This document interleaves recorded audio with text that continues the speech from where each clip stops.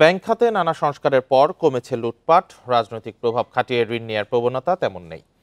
এতে গ্রাহকের আস্থা ফিরতে শুরু করেছে বলে জানান কর্মকর্তারা। তবে গেল আওয়ামী লীগ সরকারের সময় দেয়া নিয়ম বহির্ভূত ঋণগুলোই এখন ব্যাংকের বড় ক্ষত বলে জানান তারা। বিশ্লেষকরা বলছেন, সংস্কারের সুফল পেতে হলে আইনের প্রয়োগের পাশাপাশি কঠোর হতে হবে বাংলাদেশ ব্যাংককে। গেল সরকারের অনিয়ম, লুটপাট, নামে বেনামে ঋণ ও হাজার কোটি টাকা পাচারের কারণে ভেঙে পড়ে ব্যাংক খাত। অন্তর্বর্তী সরকার আসার পর ব্যাংক খাত পুনরুদ্ধারে নেওয়া হয় নানা সংস্কার কার্যক্রম।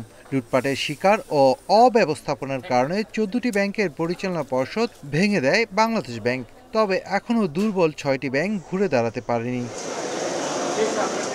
নানা পদক্ষেপের পর সংকটে থাকা ব্যাংকগুলোতে গ্রাহকের আস্থা ফিরতে শুরু করেছে, যদিও দুর্দশা কাটেনি পুরোপুরি। খেলাপি ঋণ আদায়ে ও নতুন করে আমানত সংগ্রহে ব্যাংকগুলো নানা উদ্যোগ নিলেও ধরাছোঁয়ার বাইরে রয়ে গেছেন অর্থ আত্মসাতের সাথে জড়িত গ্রাহক ও ব্যাংক কর্মকর্তারা।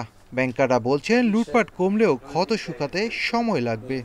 বড় ধরনের কোনো দুর্নীতি হচ্ছে না বলে আমি মোটামুটিভাবে আমার অবজারভেশন থেকে আমি আপনাকে বলতে পারি। এই সংস্কৃতিটাকে যদি ধরে রাখতে পারেন কঠোরভাবে, সেখানে যদি কোনো অনিয়ন্ত্রিত শক্তি যদি আবার মাথা চাড়া দেয়, তাহলে আমি বলি বাংলাদেশের ভবিষ্যৎ অত্যন্ত উজ্জ্বল। 5ই আগস্ট আগে যেভাবে ব্যাংকের যে লুটতরাজ চলছিল, সেটা আমি বলবো যে পরবর্তী সরকার আসার পরে এটা আমি বলবো যে একেবারেই কমে গেছে। কারণ আমাদের ব্যাংকের মূল সমস্যাই ছিল যেভাবে লুটতরাজ হচ্ছিল, কারণ এই ব্যাংকগুলোর টাকাগুলো গিয়ে কিন্তু ফেরত আসার কোনো কারণ ছিল না, এবং যার জন্য দেখেন যে নন পারফর্মিং লোন কিন্তু অনেক বেড়েছে। সংস্কারের সুফল পুরোপুরি পেতে ব্যাংক খাতের আইনগুলো যুগোপযোগী করে সুশাসন ফিরিয়ে আনার তাগিদ দিচ্ছেন বিশ্লেষকরা। ব্যাংকিং খাতের উপর যদি রাজনৈতিক প্রভাবের যে পদগুলো আছে এগুলো যদি বন্ধ করা যায়, তাহলে আমি মনে করি ব্যাংকিং খাতের একটা আমরা সুফলগুলো পাবো সংস্কারে।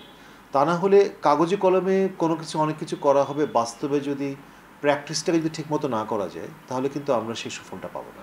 বিশ্লেষকদের মতে, ব্যাংক খাতে আস্থা ফিরিয়ে এনে উদ্যোক্তাদের চাহিদা মতো অর্থায়ন এখন সরকারের সামনে বড় চ্যালেঞ্জ।